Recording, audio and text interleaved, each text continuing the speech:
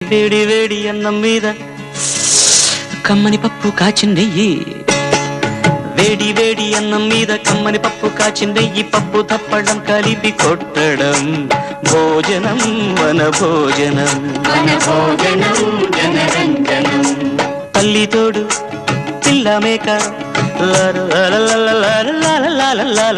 తల్లి తోడు పిల్ల మేక ఆలు మగలు అత్త కోడలు బాసు బంటూ ఒకటేనంటూ కలవడం భోజనం వన భోజనం, భోజనం